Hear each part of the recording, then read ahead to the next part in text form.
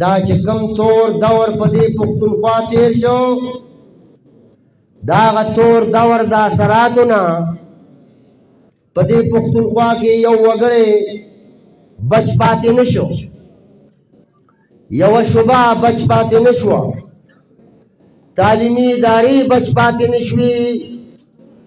ټیکهداران بچ پاتې نه شو، سرکاري ملازمان بچ پاتې نه شو. زمونږ د پښتونخوا صوبې هغه ټول ډپارټمنټس او محکمې بچ پاتې نه شوې.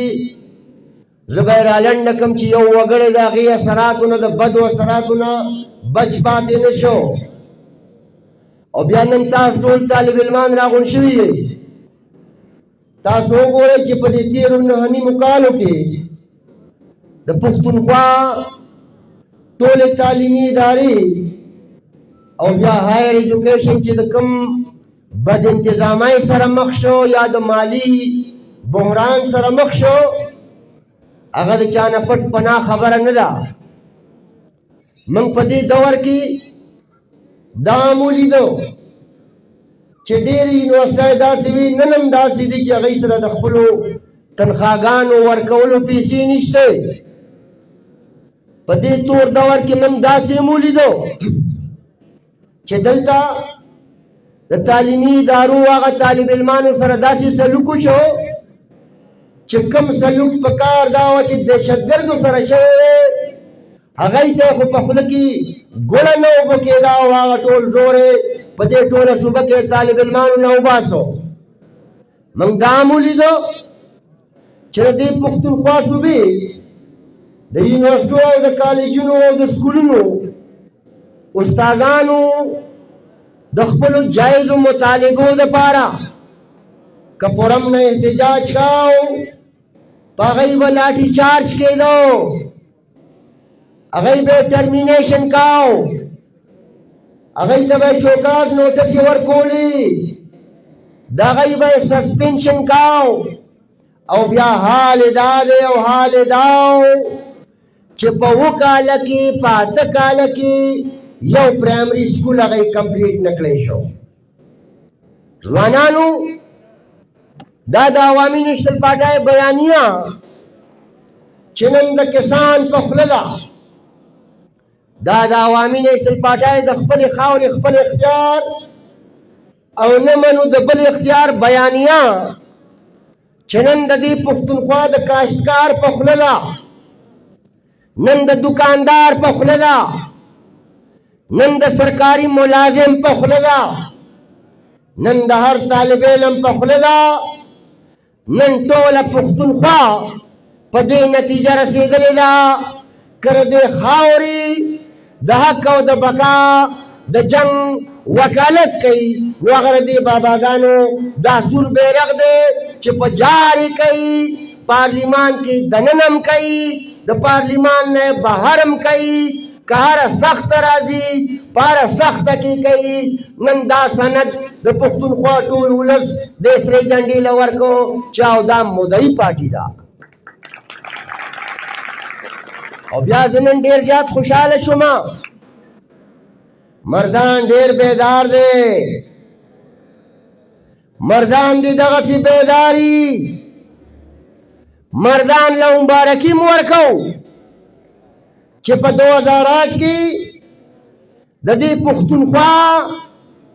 د خدمت او د مشرۍ پګړۍ عوامي نیشنل پارټۍ د مردان په سر ایښې ده، د مردان غیرتي پښتنو، د مردان غیرتي ځوانانو، د مردان غیرتي میندو خویندو زیر هم در کومه، مبارکي هم در کومه، بیدار اوسئ انشاءالله. کام که فیصله وکړه دا پګړۍ به یو وارې بیا د مردان په سر ږدو انشاءالله.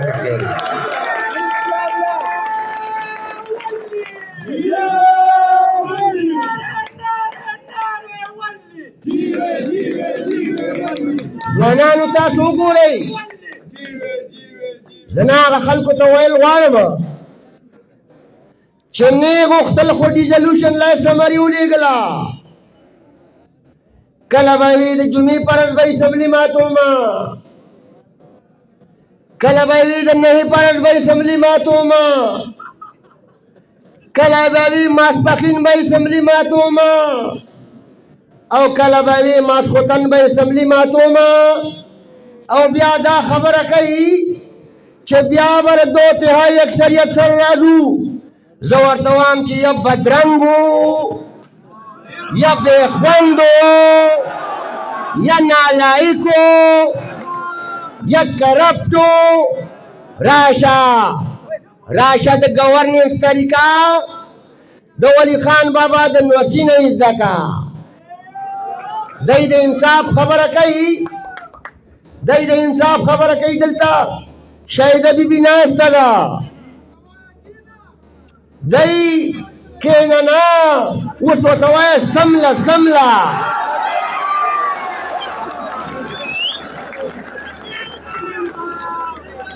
دی د انصاف خبره کوي.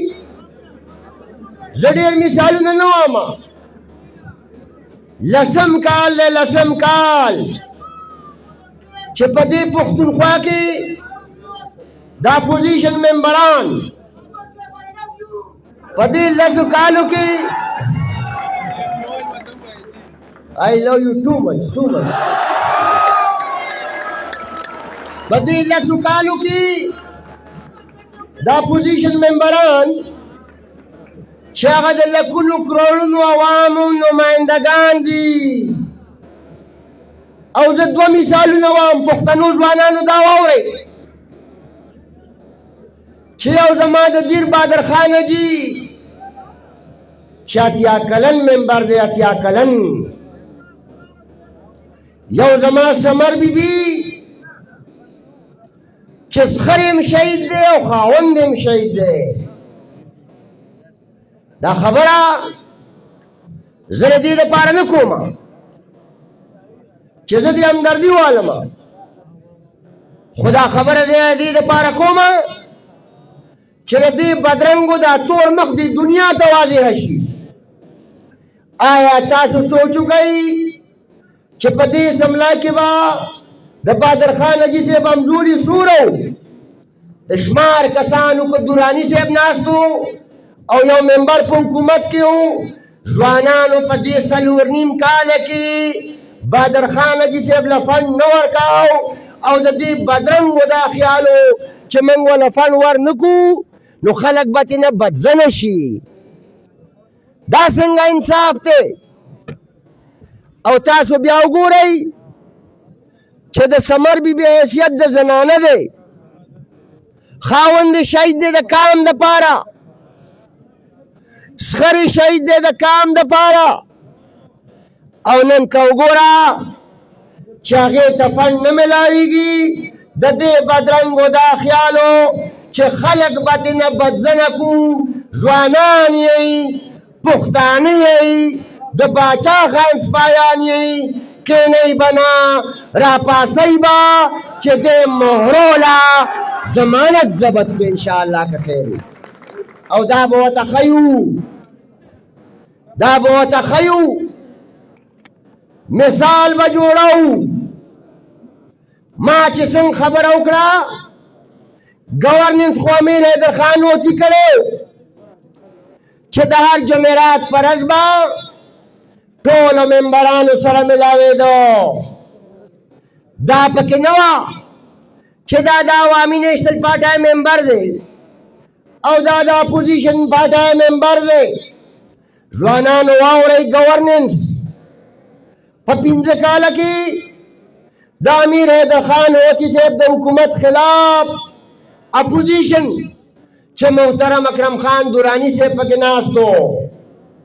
محترم پیر صابر شاه صاحب پکې ناست و، محترم عبدالاکبر خان صاحب خدای بخلی پکې ناست و، محترم اسرار گنڈاپور صاحب خدای بخلی پکې ناست و. دا اپوزیشن د پارټو چیدا ممبران ناست و، خو د امیر حیدر خان هوتي صاحب طریقه، د هغه رویه او د دغه ټولو مشرانو درونوالی او پښتونوالی چې په 15 کاله کې چا ریکویزیشن نه دی کړی. ریکویزیشن تاسو وګورئ چې چې دا عجیبه وزیر اعلی او دا اوس چې ډیزولوشن یې وکړو او دو تہائی اکثریت سره به وایي بیا راځم بیا که ته راشې نو کمې سیکانې به کونډې کې راشه او دې خلکو ته مخامخ شه.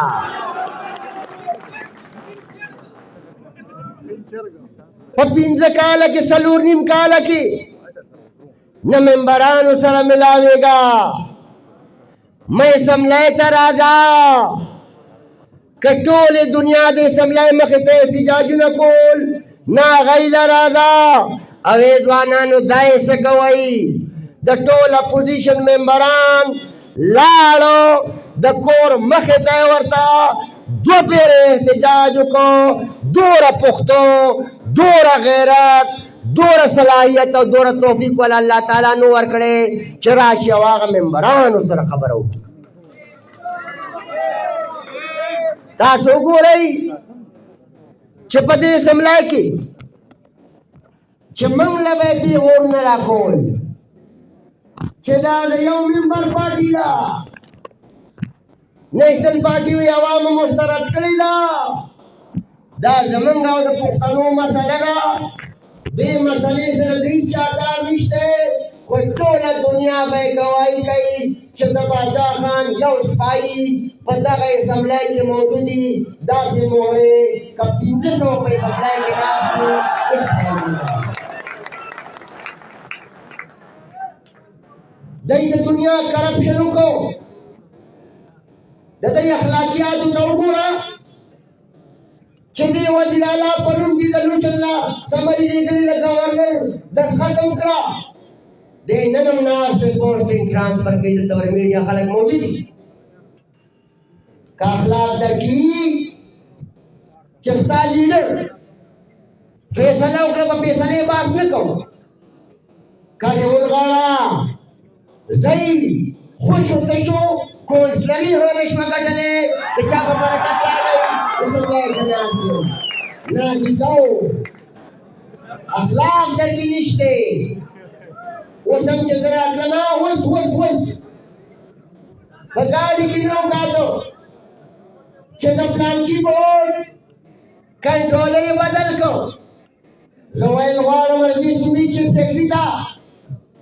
چې ما ولا ختم لیکلو دا دغه ذمہواری ده پدې کې نه اخلاقیات شته نه پدې کې روایات شته نه دا د سیاست دي د ځوانانو تاسو فیصله وکړئ په 2008 کې د دې خلکو یو ممبر صوبایي اسمبلی کې نو په 2002 کې یو ممبر نو په 97 کې یو ممبر نو په 93 کې یو ممبر نو په 90 کې یو ممبر نو په 88 کې یو ممبر نو هغه ما چې ورته وی چې دا د پیدهني پرکټي دي هغه پلار یې ملاړو هغه پرکټي ملاړو ځان له دې سنبالي ځوانانو د بابا فخر افغان بادشاہ خان دا د سیاست فلسفه چې دا د کام فلسفه دا دوره بې خونده دي چې نن په هغه دهشتګردۍ ما ډېره خبره وکړه چې نن تاسو وګورئ سباش بابا کې احتجاج دی هر ضلع کې احتجاج دی د ټولو پاټو خلک راوځي د هرې شوبې خلک راوځي خو دې غریبانانو ته سمې نه راځي ځکه چې دا د بلا زامن دا دهشتګردو سوداګر دي دا د عدل بدل خبره وه چې 2013 کې د احتجاج راوستو دا یې بدل نن ولدی بدل خلاصوي دا د عدل بدل خلک د پښتنو پښتونخوا وکالت نشي کولی دی د پښتونخوا دا خبره نشي کولی د پښتونخوا او د پښتنو دا خبره به دا سره جنډه کوي او ځوانانو تاسو سره وعده ده چې په 4 مای کې انشاءالله که خیر تاسو نن وګورئ وزیرستان کې خلک راوتې دي عوام راوتي په وزیرستان کې چې کوم قدرتي کیس راوتلی د وزیرستان خلک وایي چې اول دا کیس د پاکستان آئین موږ له راکړی دی او تاسو طالب علمان یې د بجلی او د ګیس په حواله د پاکستان د آئین 157 آرټیکل وګورئ چې د وزیرستان خلکو له دا ګیس قدرتي د پاکستان آئین ورکړی نن هغه خلک چې راوځي شپاره هغوی لګیا دي پنجاب ته ګیس وړي چې کوم ولس راپاڅېدلی و دې بې خونده حکومت دی پایدار دی پایدار دا ډېره عجیبه خبره ده چې دا موږ عوامي نیشنل پارټي د صوبایي خودمختارۍ خبره کوو خو آئیني خبره کوو دا موږ چې د آئین د بالادستۍ خبره کوو خو دا خبره کوو چې په آئین به عمل درآمد کېږي دا موږ چې د قانون د عملدارۍ خبره کوو خو دا خبره کوو چې قانون به فالو کېږي دا موږ چې دا خبره کوو چې پارلیمان به د پالیسو او فیصلو منبع او مرکز وي خو دا د آئین بالادستي ده او دا موږ چې د جمهوریت خبره کوو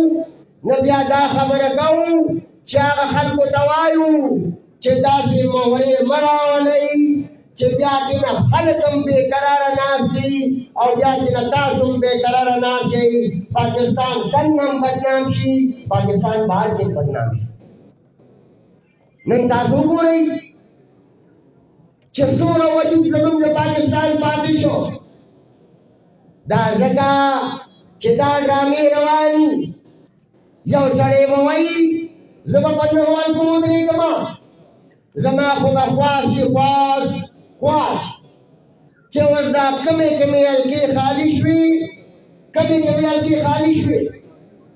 چې داسې کارکنان ورته سیاسي پارټیو دی داسې کارکنان چې دا د مهرو دا پلار چې دی چې داسې څپېړې ولا اخلاقي ورکړي چې بیا جرأت وکړي چې دې پارلمان سره او دې جمهوریت سره ټوکې وکړي او مسخرې وکړي تاسو سوچ وکړئ عجیبه ماحول دی چې حلقې خالي شي وایي زه به ورته ودرېږم هر چا ځان دی چې ورته ودرېږي خو هغه پټ لاسونه چې په میډیا یې وله سپیس ورکړی هغه پټ لاسونه چې دا دومره یې دنګ ښکاره کړو چې دا سپین دی دا دنګ دی دا ایماندار دی او دا وفادار دی او دا کرپټ نه دی هغه د بلاز دي کرپشن خو دا نظام کرپټ دی ټول عمر کرپشن شوی دی خلکو به غوښه خوړه داسې د بلا زوی راوړو چې هغه ورسره اړیکې وکړل اړیکې ورسره ټولو ځایونو ته خواست دی دې پروګرام په وسادت سره چې پکار ده چې د ځایونو تنظیمونه د دې بد انتظامۍ او د دې کرپشن خلاف پریس کانفرنس وکړي څنګه چې عنایت الله معیار صاحب دلته خبره وکړه او زه ګورم د مردان تنظیم ته شاباش هم وایو ټولو ادارانو ته هم شاباش وایو هرې ضلعې له پکار دي دا چې کوم خوند دی په پښتنو باندې زده کوي پښتانه به جواب ورکوي بل څوک به زمونږ او ستاسو جواب نه ورکوي نن تاسو وګورئ پښتنو په نهمو کالو کې ټوله ځنګلات چې زمونږ وو هغه تباه شو په غرونو کې لاچۍ وکرلې دا غرونه خو تیار پیدا کوي د پښتنو غرونه خو چین پیدا کوي د پښتنو غرونه خو فیوز پیدا کوي هغه ټول ځنګلات یا سمګل کړو یا یې وسوځول لاچۍ پرې وکرلې نن تاسو معدنیاتو ته وګورئ موږ او تاسو ټول د دې وطن خلک یو بونیر ته وګورئ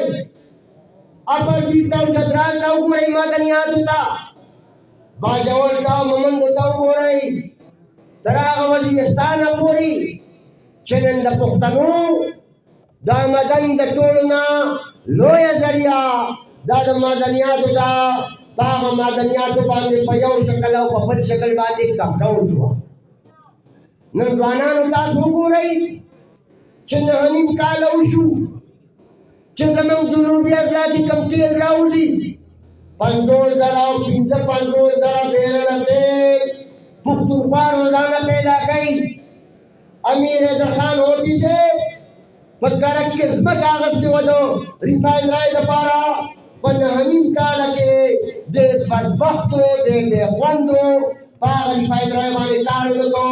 هغه کروډایل نن مټک ته ځي او تاسو ته به یاد وي چې د پرویز خټک په تېر حکومت کې د 140 اربو روپو کروډایل دا غلا شوي دي او دوی پکې شامل دي. نن تاسو وګورئ هغه د پي آر ټي منصوبه چې دا فیزیبل نه وه دا ایکنیک واپس کړې وه 5 ځله یې ولا ډیزاین بدل کړو. دا سازش و. دغه یو لار دا د پښتونخوا بزنس هب و. دغه یو لار دا بین الاقوامي شاهراه وه او تاسو ته به یاد وي چې اول یې په پیسټري چوک کې هغه غټ پل پکې جوړ کړو او بیا یې په هغه روډ باندې BRT جوړه کړه. ای پښتنو ای ځوانانو ټول کام ته خبره وکړئ چې دا د وسطي ایشیا بین الاقوامي شاهراه دې موضوع ختم کړه. نن تاسو PNG سونامي ته وګورئ چې نن زما د صوبې د حق د کیک د حق خبره نه کوي. نن ما له غرونو کې لاچی کړي چې زما د خاورې د اوبو سطح لاندې بوتله. نن چې زما غرونه قیمتي مرغۍ پیدا کوي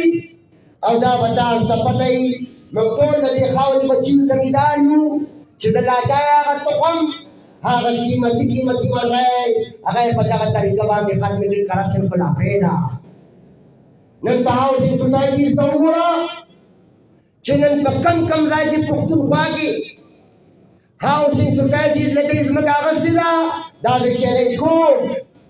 که په دې بېخوندو کې ایماني تردید دې وکړي جواب دې راکړي چې نن په هر هاوسینګ سوسایټۍ کې د دې وزیرانو د PTI د دې مشرانو پر سوونو پر زرګونو کناله ځمکه یې اخیستې ده او د هغې لپاره یې هاوسینګ سوسایټي منظور کړي. نن تاسو ټیسټنګ ایجنټو ته وګورئ چې پښتونخوا دې په کوم طرز بدنامه کړه. دا به تاسو هم ګواهي کوئ چې زما د صوبې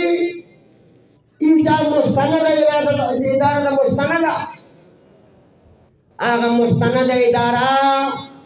دی بدنامولو کوشش وکړو. FTS یې راوستو NTS یې راوستو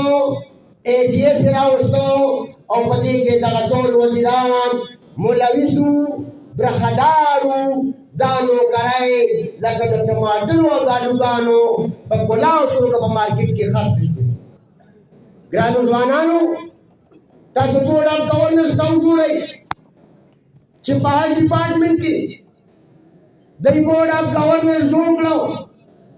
هغه بورډ اف ګورننس دی د دې لپاره جوړ کړو چې په اسمبلی کې د دې اکثریتو د ذاتي سیاسي مفاداتو لپاره نوی لار جوړ کړو او تاسو به کتو چې په اسمبلی کې به دوی دا قوانین بلډوز کول. نو دغه وجه وه چې ما به ورته وي چې کښېنئ مهرو تاسو دې له راغلي یئ چې نن دا ځمکه خرڅه کوئ. دا بله وجه نه وه. دا د کام جنګ دی. هغه امنډمنټ تاسو وګورئ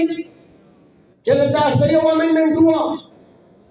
چې هلیکاپټر به صرف ګورنر او وزیراعلی استعمالولی شو. وجه دا وه چې زموږ د دې صوبې جغرافیه موږ او تاسو ټول ته معلومه ده. هغه هلیکاپټر چې د 2013 نه عمران خان لکه د رقیې استعمال کو ناجایزه استعمال کو چې کله الیکشن کمیشن او عدالت په هغې نوټس واخیستو جواب طلبي ترې نه وکړه تنبیه ونه ورکړه جرمانه یې کو آفس ته وغوښتو نو بیا پکې د امندمنټ کو هغه ټول ناجایزي ولا جایز کړي او بیا یې د حسابي ادارو باندې پابندي ولګول چې دې په پول کړي کېږي د ځان ته ایماندار وایي ځوانانو دا صوبه په مالي توګه په انتظامي توګه دوی تباه کړه دا موږ چې خبره کوو چې په سیاسي ماحول کې علمي برداشت پیدا کو تاسو ګورئ دلته په ټول عمر ټولو پاټو سیاست کړی دی انتخابات یې کړي دي مقابلې یې کړي دي غیر اخلاقي الفاظ د یو بل خلاف چا نه دي استعمال کړي تاسو سوچ وکړئ د عمران خان عمر ته وګوره او د ایمل ولی خان عمر ته وګوره دا بوډا چې ځان ته ځوان وایي د دوره د بوغلاهټ ښکار دی چې ستاسو د ځوانانو سر لښکر ته کنډل کوي دا سیاسي نشي کېدی دا د سیاست په نامه یو داغ دی هغه معاشره د پښتنو چې هغه د احترام مضبوطه په رشته کې تړلې وه هغه احترام یې ختم کو هغه برداشت یې ختم کو په خبره به دلته په دلیل کېده د دلیل رجحان او روایات یې ختم کړو دلته به خلکو په یو بل تنقید کاو خو تبدیل به د چا نه کاو داسې ماحول یې جوړ کړو چې نن خلک یو بل ته کنډل کوي دا چا دا دی ځوانانو اوس هم دې ته تیار اوسئ دې ځان ته ایماندار وایي د دې صوبې د سرکاري خزانې نه ځوانان یې په سوشل میډیا کې هایر کړي دي هغوی سره خبره نشته هغوی سره سیاسي بیانیه نشته د دغې پارټۍ منشور نشته د دغې پارټۍ آیین نشته د هغوی ویژن نشته خو هغه ځوانانو ته یې ویلي دي چې نیشنلیانو ته کنډل کوئ او ټولو مخالفو ته کنډل کوئ ځوانانو دا درسره وعده ده انشاءالله ډېر لوی اختیار در لاس ته راغلی دی ډېر غټ اختیار در لاس ته راغلی دی او ایمل ولی خان به وي چې دا کن به صفا کوو چې خدای کوله هغه کن په خپله د دې صوبې نه لاړ بېداشتي ستاسو نمبر دی بېداشتي زه ټولو طالب علمانو له دا باور ورکوم والدینو لم باور ورکوم بیگا ما ہوتا تو وہی منگا پی ایس ڈی ٹیچرانو لا اپگریڈیشن ورکو یا لگا تا گورا و اپگریڈیشن ورکو ولو تا گورا اپگریڈیشن قوامی نیشن پاٹے ورکڑے چتر 2008 پوری د ټولې صوبې استادان پی ایس ڈی استادان به 7 سکیل کې بھرتی کېدو او 7 کې به ریټایر کېدو تر هغې وخته پورې به استادانو احتجاجونه کول جلوسونه به یې وباسل جیلونو ته به تلو ډپارټمنټ الیکشن به پرې اخیستی شو چې کله د عوامي نیشنل پارټۍ دور راغی تر دغه وخته پورې هغه دور و چې 7 سکیل کې به استاد بھرتی کېدو 7 کې به ریټایر کېدو چې د عوامي نیشنل پارټۍ دور راغی دا هغه 7 سکیل استاد 12 کی بھرتی کیگی 14 تا پروموٹ کیگی بیا 15 تا پروموٹ کیگی بیا والا من سروس سٹرکچر ورکو ڈسٹرکٹ کیڈر لاؤ پروینشل کیڈر لاؤ بیا والا من کوٹیر ورکو یا غدورو چې 7 سکیل کې به استاد بھرتی کېدو یا چې د عوامي نیشنل پارټۍ دور راغی نن هغه استاد چې په 12 سکیل کې بھرتی کیږي گریڈ 20 تا پروموٹ کیگی یم غرو تاسو به استادان نه ساتل کېږي دا د یونیورسټو تعداد ګزار له یو اعزاز دی اعزاز ورته ځکه وایو چې تر 2008 پورې خو په دې پښتونخوا کې 2 غټې یونیورسټۍ او په هایر ایجوکیشن کې به ډراپ آؤټ ډېر زیات شوي وو نن ګرانو ملګرو ځوانانو مشرانو نن وګورئ چې دا په هر ضلع کې یونیورسټي ده دا د عوامي نیشنل پارټۍ برکت دی دا چې بې شمېره پوسټ ګریجویټ کالجونه دي دا عوامي نیشنل پارټي برکت دی او دا چې په هر ضلع کې او په ریجنل کونسل کې ایلیمنټری ایجوکیشن کې دا که هایر ایجوکیشن هایر سیکنډري سکولونه دي یا که هائی سکولونه دي یا که میډل سکولونه دي یا که پرایمري سکولونه دي او د دې تنګ نظرۍ ته وګوره